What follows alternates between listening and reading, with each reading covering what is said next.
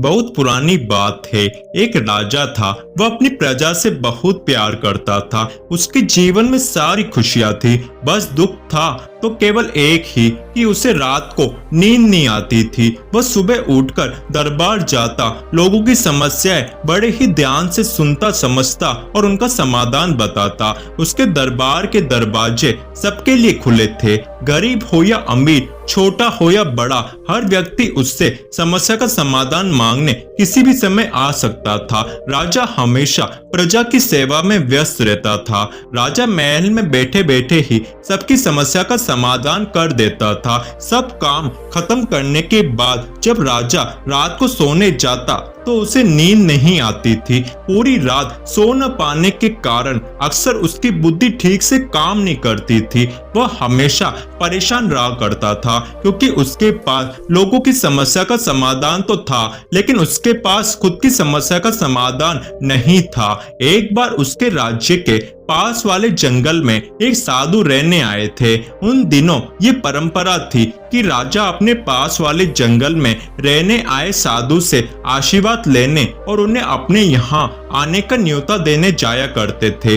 राजा भी साधु के पास गए, लेकिन साधु ने कहा कि वह जंगल में ही रहना चाहते हैं। वह किसी राजा का न्योता स्वीकार नहीं करते। संत राजा को गौर से देखते हैं। वे देखते हैं कि राजा परेशान लगता है। राजा को परेशान देखकर संत बोले, बेटा तुम अपनी समस्या मुझे बता सकते हो। राजा ने अपनी नींद न आने की समस्या संत को बताई। संत बोले, बस इतनी सी बात है, मेरे पास तुम्हारी समस्या का समाधान है। तुम ऐसा करो, मेरी जो कुटिया है उसमें कल सुबह आना।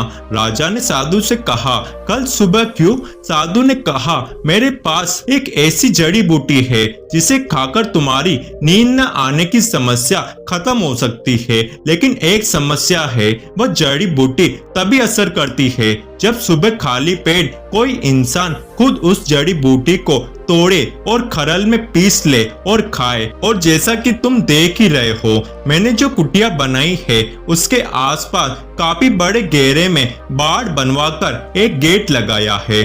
उसके अंदर रथ का प्रवेश वर्जित है, क्योंकि मैंने नियम बनाया हुआ है कि कोई भी रथ अंदर नहीं ला सकता, इसलिए तुम अंदर रथ लेकर नहीं आ सकते। इसलिए तुम कल सुबह खाली पेट आना। दूसरे दिन सुबह साधु के कहने के अनुसार राजा उनकी कुटिया के गेट पर पहुंच गया। वहां रथ छोड़कर वो अंदर गया।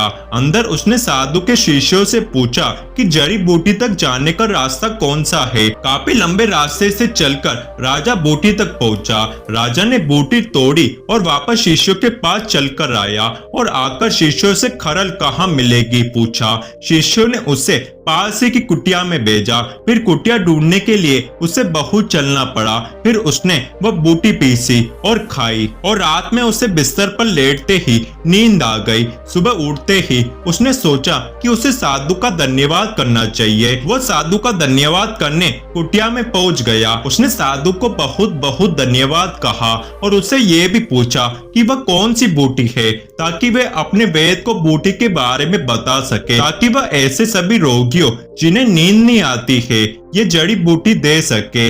इस पर साधु हंसने लगे और कहने लगे, बेटा ये तो एक साधारण सा साग है, तुमने बहुत बार खाया होगा, ये कोई जड़ी बूटी नहीं है। तुम्हारी समस्या इसलिए थी क्योंकि तुम शारीरिक श्रम नहीं करते थे, व्यायाम नहीं करते थे और बिना व्यायाम के नींद नहीं आती है। मैंने इस जड़ी बूटी को खिलाने के बहाने तुमसे श्रम करवाया और इसलिए तुम्हें नींद आने लगी। राजा को साधु की सारी बात समझ में आ गई कि साधु उसे समझाना चाहते थे कि सेहत का ध्यान रखने के लिए, अच्छी नींद के लिए व्यायाम करना जरूरी होता है।